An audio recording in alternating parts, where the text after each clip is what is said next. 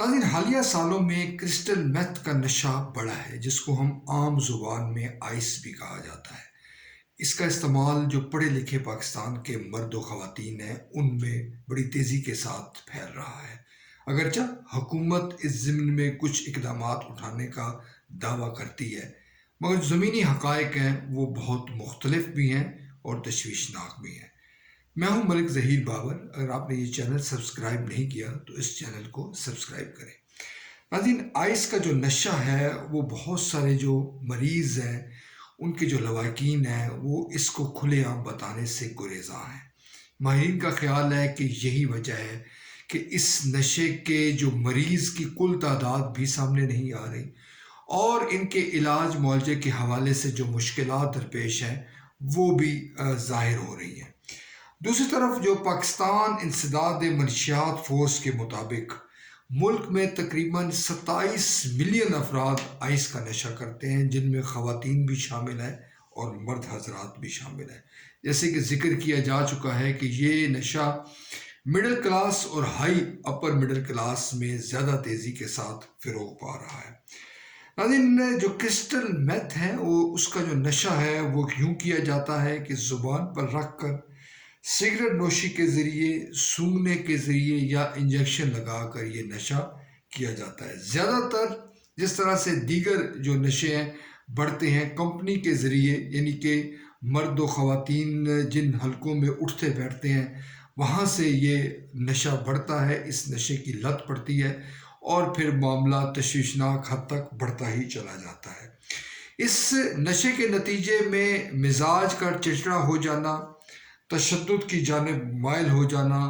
گھر کے افراد اور دیگر لوگوں سے جھگڑا مریض کا معمول بن جانا، یہ اس کی عام علامات ہیں۔ ناظرین، 2018 میں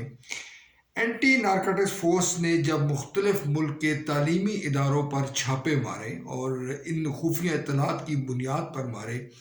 کہ ان تعلیمی اداروں میں نشہ آور چیزیں بکتی ہیں اور ان نشہ آور چیزوں کا استعمال ہوتا ہے، اس ادارے کے مطابق سب سے زیادہ جو نشہ طلبہ و طالبات سے برآمد کیا گیا وہ آئس تھی، اور جس کا نشہ پڑھے لکھے لوگ یعنی کہ یونیورسٹی کے طلبہ و طالبات کر رہے ہیں۔ ناظرین، کرسٹل بیچنے والوں کے لیے حکومت نے قید کی اور جرمانے کی سزا بھی اناؤنس کر رکھی ہے اور اس کی منظوری بھی دی جا چکی ہے، یعنی کہ 2 سال قید اور بھاری جرمانہ یا بیک وقت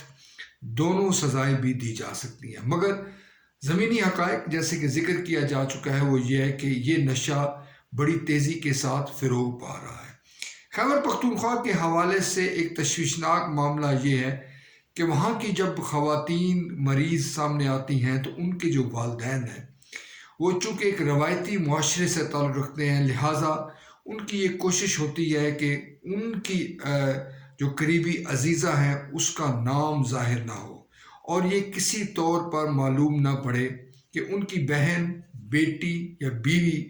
اس نشے کی عادی ہے۔ لہٰذا خیبر پختونخوا میں وہ کوشش کرتے ہیں کہ اپنی مریضہ کا علاج کروانے کے لیے خفیہ اقدامات اٹھائے جائیں، اور جس ادارے میں وہ علاج کروائیں اپنی مریضہ کا ان کا نام سامنے نہ آئے، جس سے ان کو یقیناً خاندان کی بدنامی کا ڈر ہے۔ وہاں پر جو خیبر پختونخوا کے جو اس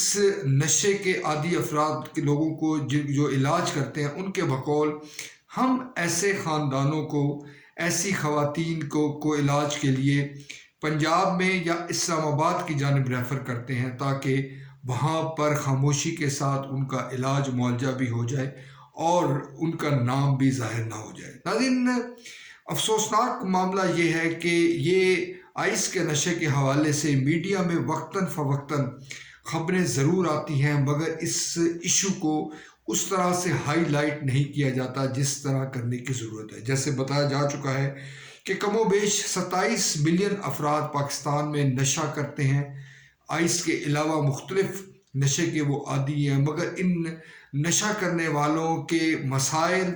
ان کے علاج معالجے کا معاملہ قومی میڈیا میں یعنی کہ پرنٹ، الیکٹرانک اور سوشل میڈیا میں اس طرح ہائی لائٹ نہیں ہوتا۔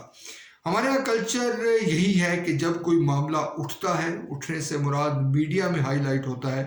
تو اس کے بعد وفاقی اور صوبائی حکومتیں اس جانب آگے بڑھتی ہیں، اپوزیشن اس معاملے کو اٹھاتی ہے اور پھر وقتی طور پر اس مسئلے کو حل کرنے کی کوشش کی جاتی ہے۔ مگر اگر ایسا نہیں ہوتا اور کوئی معاملہ میڈیا کی زینت نہیں بنتا، تو یہ امید کرنا خوش فہمی کے سوا کچھ بھی نہیں ہے کہ اس معاملے کو حل کیا جائے گا اور اس معاملے کو منطقی انجام تک پہنچایا جائے گا۔ ناظرین، حقیقت یہ ہے کہ یہ معاملہ آئس کا جو نشہ ہے، اور جس طرح ہمارے جو پڑھے لکھے مرد و خواتین ہیں، طلبہ و طالبات ہیں، جس طرح سے عادی ہو رہے ہیں، اس معاملے کو ٹیک اپ کرنا چاہیے، اس معاملے کو دیگر مسائل کے ساتھ اہمیت دینی چاہیے اور کوشش کرنی چاہیے کہ جلد از جلد یہ معاملہ حل ہو۔ ان عناصر کی سرکوبی کی جائے جو کہ آئس کے نشے کے پیچھے ہے۔ یقیناً ہر ناجائز کاروبار کی طرح